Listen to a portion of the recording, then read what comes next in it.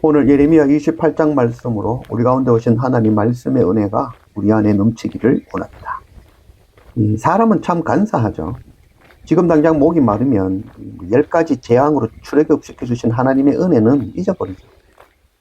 지금 당장 배가 고프면 홍해를 마른 땅으로 지나게 하신 것, 그것 잊어버리고, 또 지금 고기 먹고 싶으면 구름기둥, 불기둥으로 인도하신 하나님을 대적하고도 남죠. 오늘날에도 마찬가지죠. 시험이 코앞에 닥치면 학생들은 주일 예배는 잊어버리죠. 부모도 예배 가라는, 예배로 나아가라는 말을 하지 않죠. 지금 먹고 사는 문제가 힘에 벅차면 헌금도 봉사도 선교도 눈에 들어오지 않죠.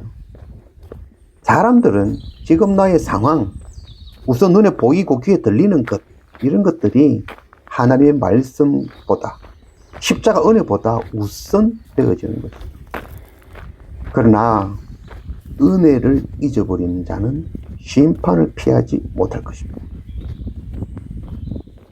1절 그해 곧 유다왕 시드기야가 다스리기 시작한 지 4년 5째 달 기브온 아술의 아들 선지자 하냐냐가 여호와의 성전에서 제사장들과 모든 백성이 보는 앞에서 내게 말하여 이르되 만군의 여호와 이스라엘의 하나님이 이같이 일러 말씀하시기를 내가 바벨론의 왕의 멍에를 꺾으느니라.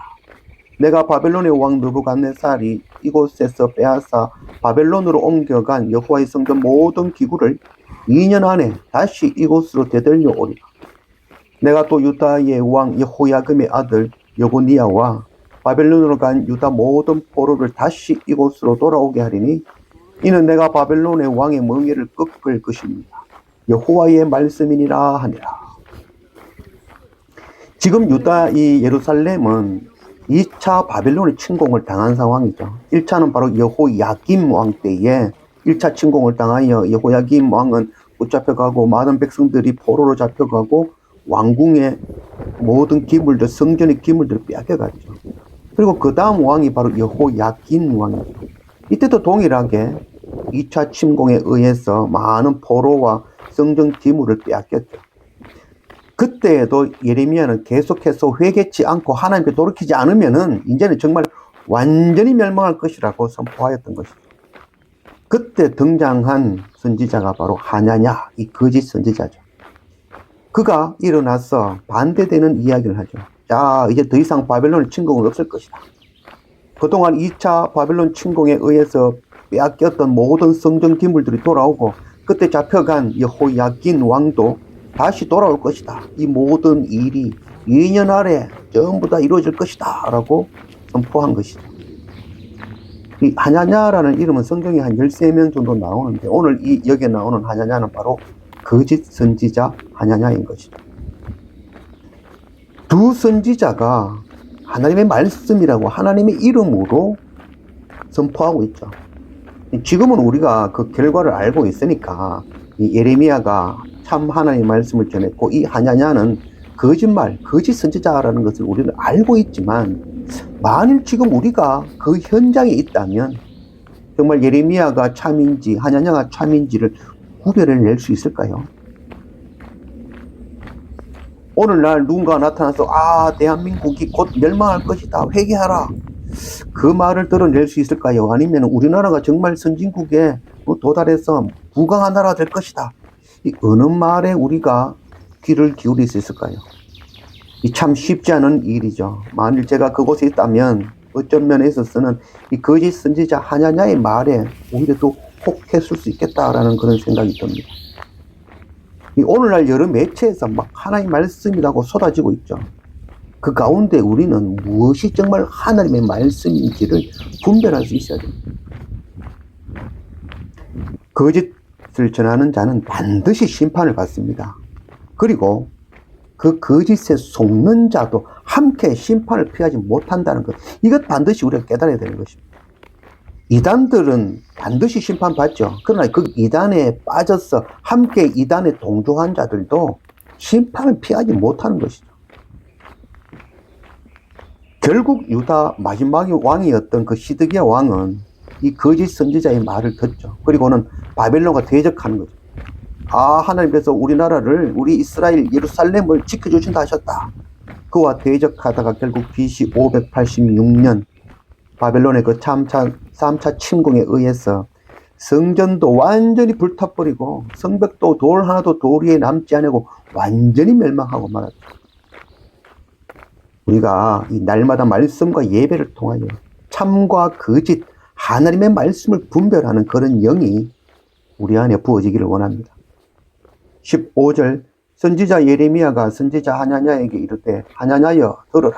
여호와께서 너를 보내지 아니하셨거늘 네가 이 백성에게 거짓을 믿게 하는도다.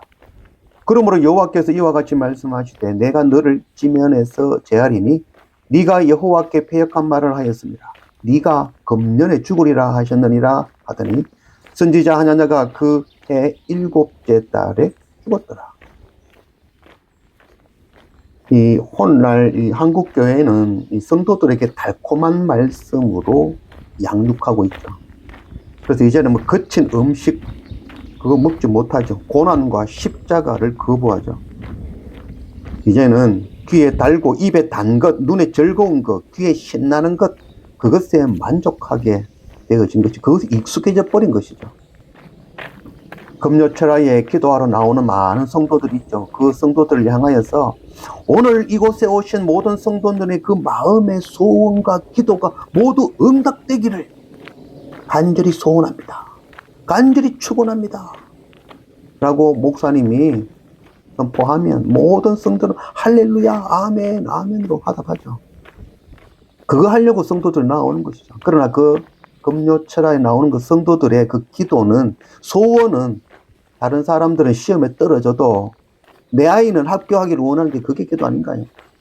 적게 일하지만 많이 벌 수 있게 해달라는 기도, 성공하게 해달라는 기도, 부자 되게 해달라는 기도. 나의 자녀는 부족하지만 능력 있고 잘생긴 배우자 만나게 해달라고 기도하죠. 고난 없는 축복과 건강을 원하는 기도. 이게 성도들이 말하는, 전하는, 구하는 기도가 아닌가요? 많은 사람들이 뭐 이 땅에 복을 구하는 거 그게 무슨 문제냐라고 이야기합니다. 옳죠. 성경에서도 항상 하나님께서 땅에 기름진 복, 네 떡반죽 그릇이 복 받을 것이다 라고 약속했죠. 맞습니다. 그러나 그 축복 먼저 하나님의 나라와 의를 구할 때 약속하신 복이죠. 그저 아무나 구하기만 하면 주는 복이 아니었죠. 먼저 하나님의 의와 나라를, 하나님의 나라를 구하는 그들에게 십자가 고난, 그 고난의 길을 걷는 자에게 주신 약속의 말씀, 그게 바로 복, 하나님의 복인 것이죠. 그래서 그 십자가 없이, 고난 없이 하나님의 나라와 의를 구하지 아니하고 이 땅에 복 구하고 이 땅에 복 얻을 것이다 말하는 것, 속에는 말이죠. 자기 소원 들고 하나님 앞으로 나아가는 것이 바로 우상 숭배라는 것이죠. 기도는 하나님의 뜻을 구하는 것이죠.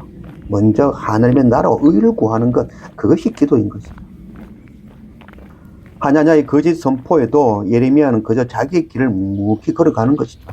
이 꺾어버린 그 나무 멍에 대신에 꺾이지 아니하는 새 멍에를 메고 다시 하나님의 말씀을 전하고 있는 것이죠. 하나님께서 신원하여 주실 것을 알고 묵묵히 하나님께서 주신 그 길을 걷고 있는 것이죠. 거짓 선지자 하나냐는 결국 2달 뒤 예레미야의 그 예언처럼 죽고 말았습니다. 참 예언을 분별할 수 있는 영안, 고난과 회개와 심판을 선포하는 것을 아멘으로 받는 그런 은혜. 누가 뭐라고 하더라도 동요하지 않고 먼저 하나님의 나라와 의를 구하며 묵묵히 하나님의 길을 가는 그런 용기가, 그런 은혜가 우리 안에 넘치기를 원합니다.